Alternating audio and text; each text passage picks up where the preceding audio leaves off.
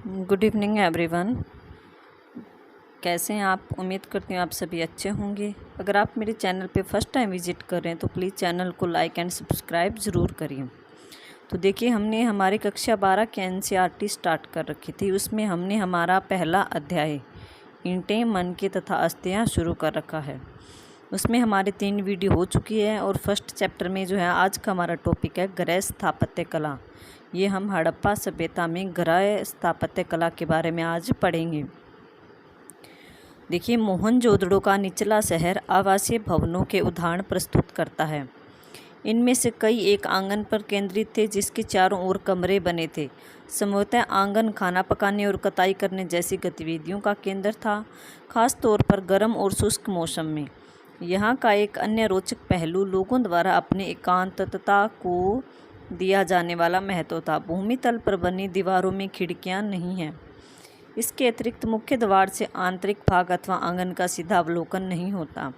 हर घर का फर्श जो है ईंटों के फर्श से बना अपना एक स्नानागार है। हर घर की नालियाँ जो है दीवार के माध्यम से सड़क की नालियों से जुड़ी हुई ही है। कुछ घरों में दूसरे तल पर या छत पर जाने हेतु बनाए गए सीढ़ियों के अवशेष भी मिले हैं। देखिए, इस पहरे में बताया गया है कि जो हड़प्पा सभ्यता में जो घर बने हुए थे वो कैसे बने हुए थे। एक तो घरों का आकार ऐसा था कि अगर गली में से खड़े होकर आप घर के अंदर झांकते हो तो घर के अंदर दरवाजे के बाद एक दीवार आती थी, घर का सीधा आंगन दिखाई नहीं देता था।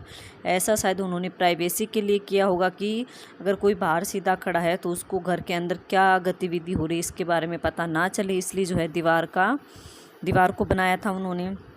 और प्रत्येक हड़प्पा सभ्यता के प्रत्येक घर में स्नानागार भी था, मतलब कि स्नान करने की जगह भी हर घर में थी। और जो नालियाँ होती थी घर की वो दीवार से अटैच थी।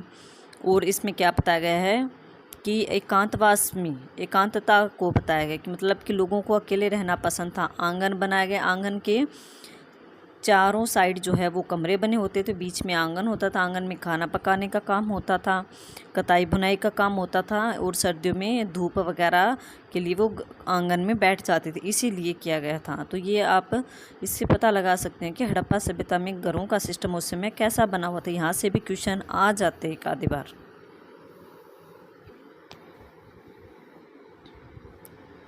आगे देखिए, हर घर का ईंटों के फर्श से बना अपना एक स्नानागार होता था जिसकी नालियाँ दीवार के माध्यम से सड़क की नालियों से जुड़ी हुई थी। कुछ घरों में दूसरे तल या छत पर जाने के लिए सीढ़ियों के अवशेष भी मिले, मतलब कि ऊपर जाने के लिए सीढ़ियाँ भी बनाई गई थी या फिर दूसरे घरों में जाने के लिए सीढ़ियाँ बनी थी। कई आवासों में कुएँ थे। आवास मतलब घरों में कुएँ भी होते थे। कुएँ पानी इकट्ठा करने के लिए बनाए गए थे। एक ऐसे कक्ष में बनाए गए थे जिससे बाहर से आया जा सकता था, मतलब कि कुएं का निर्माण घर के ऐसे कमरे में किया जाता था जिस कमरे में बाहर से आसानी से आया जा सके और जिनका प्रयोग जो है राहगीरों द्वारा भी किया जा सके। मतलब कि कमरा इस जगह बनाया जाता था कि गली से डायरेक्ट कमरे में एंट्री हो जाए, ताकि उस कमरे में अगर कुआं है तो जो राहगीर है, जाने वाला है, वो भी पानी का यूज कर सके।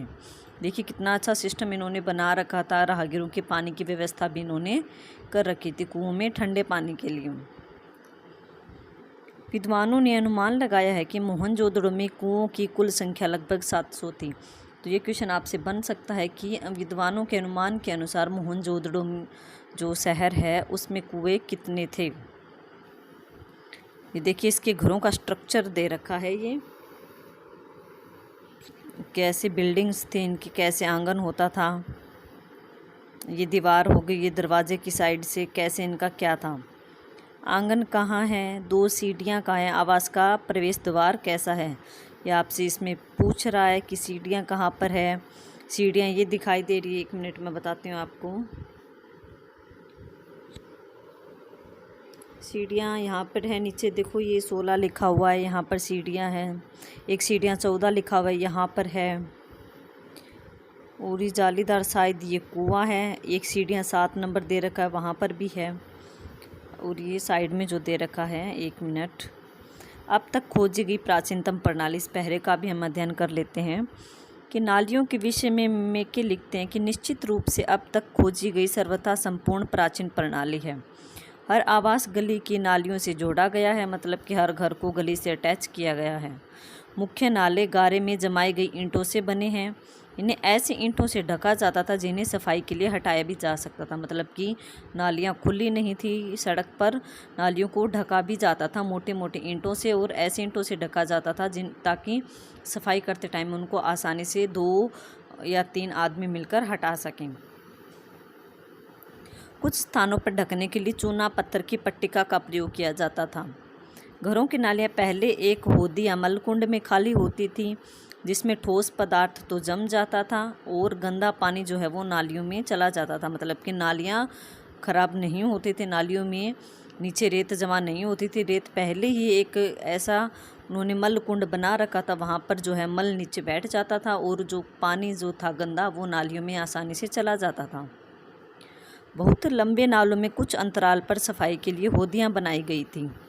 यह पुरातत्व का एक अजूबा ही है कि मलबे मुख्यतः रेत के छोटे छोटे ढेर सामान्यतः निकासी के नालों के अगल बगल पड़े मिले हैं, जो दर्शाते हैं कि नालों की सफाई के बाद कचरे को हमेशा हटाया नहीं जाता था, कि जब नालियों की सफाई की जाती थी तो उनमें से जो थोड़ी बहुत रेत निकलती थी उनको नालियों के साइड में ही रखा जाता था कस्सी से निकाल कर, तो उसको अभी तक वहीं पर इनके अवशेष मिले हैं। इससे अंदाज़ा लगा रहे हैं विद्वान कि नालियों की सफाई होने के बाद उस कचरे को वहाँ से उठाया ही नहीं गया है। जल निकास प्रणालियाँ केवल बड़े शहरों तक ही सीमित नहीं थी, बल्कि ये कई छोटी बस्तियों में भी मिली है।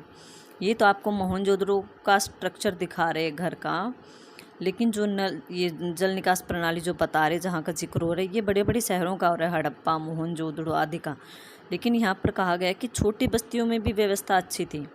उदाहरण के लिए लोथल में आवास मतलब कि घरों के निर्माण के लिए कच्ची ईंटों का प्रयोग हुआ था। वहीं नालियाँ जो थी वो पक्की ईंटों से बनाई गई थी। नालियाँ क्योंकि पानी जाते इसमें, अगर नालियाँ कच्ची ईंटों से बनाएंगे तो वो गल जाएंगी, पानी जाएगा, तो इसलिए नालियों को तो पक्की ईंटों से बनाया गया था और घरों का निर्माण कच्ची ईंटों से किया गया था।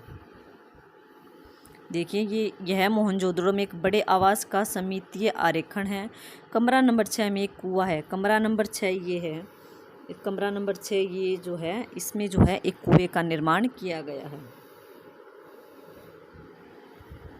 आगे चलिए, दुर्ग। ये दुर्ग वाला आ गया जो कि ऊंचा हिस्सा होता था। दुर्ग पर हमें ऐसी संरचनाओं के साक्ष्य मिलते हैं जिनका प्रयोग संभवतः विशिष्ट सार्वजनिक प्रयोजनों के लिए किया जाता था। इनमें एक माल गोदाम एक ऐसी विशाल संरचना है जिसके ईंटों से बने केवल निचले हिस्से शेष हैं, बाकी ऊपरी हिस्से जो संभवतः लकड़ी के बने थे बहुत पहले ही नष्ट हो गए थे। और विशाल स्नानागार भी शामिल है। विशाल स्नानागार आंगन में बना एक आयताकार जलाशय है जो चारों ओर से एक गलियारे से घिरा हुआ है। जलाशय के तल तक जाने के लिए इसके उत्तरी और दक्षिणी भाग में 2 सीढ़ियां बनी हुई है, मतलब कि घर के आंगन में एक तालाब बनाया गया है आज के स्विमिंग पूल के टाइप जैसा, और उस जलाशय तक जाने के लिए उसके उत्तरी और दक्षिणी भाग में सीढ़ियां बनी, मतलब कि नीचे बेसमेंट में बनाया हुआ है। जलाशय के किनारों पर ईंटों को जमाकर तथा जिप्सम के गारे के प्रयोग से इसे जलबद्ध किया गया है। इसके तीनों ओर कक्ष बने हुए हैं, मतलब कि जलाशय जो है वो आंगन में, और आंगन के तीनों साइड जो है कमरे बने हुए, जिनमें से एक में बड़ा कुआं था। जो कुएं का हमने पीछे जिक्र किया था कि एक कमरे में कुआं होता था और वो कमरा जो है वो सड़क या गली में जो है अटैच होता था ताकि आसानी से राहगीर उससे पानी पी सकें। जलाशय से पानी एक बड़े नाले में बह जाता था। इसके उत्तर में एक गली के दूसरी ओर एक अपेक्षाकृत छोटी संरचना थी जिसमें 8 स्नानागार बनाए गए थे। एक गलियारे के दोनों ओर 4-4 स्नानागार बने थे। प्रत्येक स्नानागार से नालियाँ गलियारे के साथ साथ बने एक नाले में मिलती थी। इस संरचना का अनोखापन तथा दुर्ग क्षेत्र में कई विशिष्ट संरचनाओं के साथ इनके मिलने से इस बात का स्पष्ट संकेत मिलता है कि इस स्नानागार का प्रयोग जो है वो किसी विशेष प्रकार के विशेष अनुष्ठानिक स्नान के लिए किया जाता था। ये दुर्ग का नक्शा बताया गया है। स्तंभों वाला होल दिख रहा है, देखिए संरचित दीवार लिख रखा है, दीक्षित द्वार द्वारा खोदी गई खाई, जैनसेन द्वारा खोदा गया कुआं, ये दक्षिण हिस्सा बताया गया, ये मुख्य सड़क है, ये विशाल स्नानागार बताया गया घर में। माल गोदाम, या ऐसे बताए गए हैं। इतना ज़्यादा इम्पोर्टेंट यहाँ से नहीं, बस इतना एक स्ट्रक्चर सा पता चल जाता है कि उनके रहने सहने का ढंग कैसा था। आगे देखिए, सामाजिक विभिन्नताओं का अवलोकन। समाधान मतलब कि वो जो है अपने मरे हुए शवों को कैसे जलाते थे या उनको गाड़ देते थे। देखते हैं कि कैसे क्या करते थे हड़प्पा निवासी। पुरातत्वविद यह जानने की कि क्या किसी संस्कृति विशेष में रहने वाले लोगों के बीच सामाजिक तथा आर्थिक विभिन्नताएं थी, सामान्यतः कई विधियों का प्रयोग करते हैं। इन विधियों में से एक समाधान का अध्ययन है। आप संभवतः मिस्र के विशाल पिरामिडों, जिनमें से कुछ हड़प्पा सभ्यता के समकालीन थे, से परिचित हैं। इनमें से कई पिरामिड राजकीय समाधान थे, जहां बहुत बड़ी मात्रा में धन संपत्ति दफनाई गई थी। कि जब लोग मरते थे उनके साथ बड़ी मात्रा में धन संपत्ति को दफनाया जाता था।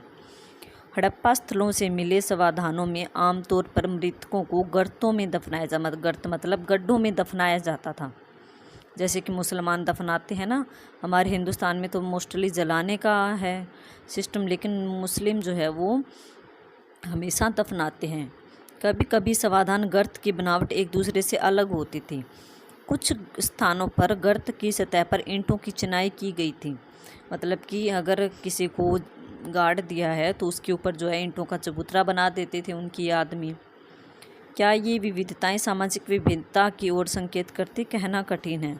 कुछ कब्रों में मृद भांड और आभूषण मिले हैं। मृद भांड मतलब बर्तन, और आभूषण मतलब कि जो सोने चांदी के आभूषण जो वो पहनते थे, उनकी मृत्यु के समय उनके साथ ही उनको दफना दिया जाता था। उनकी ऐसी सोच थी हड़प्पा के लोगों की, जो संभवतः एक ऐसी मान्यता की ओर संकेत करते हैं जिसके अनुसार इन वस्तुओं का मृत्योपरांत प्रयोग किया जा सकता था। मतलब कि हड़प्पा के लोग ऐसा विश्वास करते थे कि जो इंसान उसके पास जितने आभूषण थे, वो जितने बर्तनों का प्रयोग करता था, उन बर्तनों और आभूषणों को उनकी मृत्यु के साथ ही कब्र में दफना दिया जाए, ताकि मृत्यु के बाद उसके वो काम आ जाए, उसको वो मरने के बाद उन चीज़ों को प्रयोग में ला सके। ऐसा सोचना था हड़प्पा के लोगों का। पुरुष और महिलाओं दोनों के समाधानों से आभूषण मिले, मतलब कि पुरुष और महिलाएं दोनों आभूषण पहनते थे। उनकी दोनों की कब्रों से जो है गहने मिले हैं। 1980 के दशक के मध्य में हड़प्पा के कब्रिस्तान में हुए उत्खननों में एक पुरुष की खोपड़ी के समीप शंख के 3 छल्लों, जैस्पर जो कि एक रत्न है, के जैस्पर के मनके मिले हैं। सैकड़ों की संख्या में सूक्ष्म मनकों से बना एक आभूषण मिला है। कहीं कहीं पर मृतकों को तांबे के दर्पणों के साथ भी दफनाया गया है। परंतु कुल मिलाकर ऐसा लगता है कि हड़प्पा सभ्यता के निवासियों का मृतकों के साथ बहुमूल्य वस्तुएं दफनाने में विश्वास नहीं था।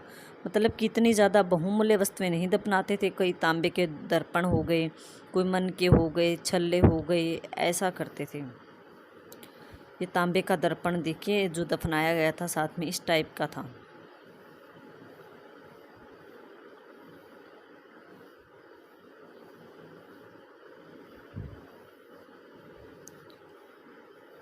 चलिए आगे एक और देख लेते हैं, विलासिता की वस्तुओं की खोज।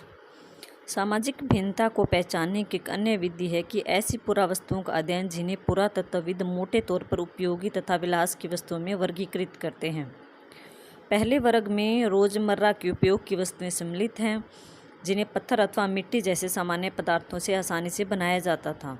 इनमें चक्कियाँ, मृद भांड, सुइयाँ, झावा आदि शामिल थे। ये वस्तुएं सामान्य रूप से बस्तियों में सभी जगह, सर्वत्र मतलब सभी जगह पाई गई हैं। पुरातत्वविद उन वस्तुओं को कीमती मानते हैं जो दुर्लभ हों अथवा महंगी हों, स्थानीय स्तर पर अनुपलब्ध पदार्थों से अथवा जटिल तकनीकों से बनी हो। इस प्रकार फ्यून्स, घिसी हुई रेत अथवा बालू तथा रंग और चिपचिपे पदार्थ के मिश्रण को पकाकर बनाया गया एक पदार्थ था, उसको फ्यून्स बोला जाता था। कि छोटे पात्र स्वतः कीमती माने जाते थे, क्योंकि इन्हें बनाना जो है वो कठिन होता था फ्यून्स को, इसलिए इनको कीमती माना गया है। ये फ्यून्स से बना एक पात्र है, देख लीजिए। इसको ही बोला गया कि ये पात्र जो है काफ़ी कीमती होता था उस समय। स्थिति तब और जटिल हो जाती जब हमें रोज़मर्रा के प्रयोग की वस्तुएं जैसे कि तकलियाँ हो गई, सूत काटने वाली, जो फ्यून्स जैसे दुर्लभ पदार्थ से बनी मिलती हैं। क्या हम इनका वर्गीकरण उपयोगिता या फिर विलास की वस्तुओं के रूप में करें?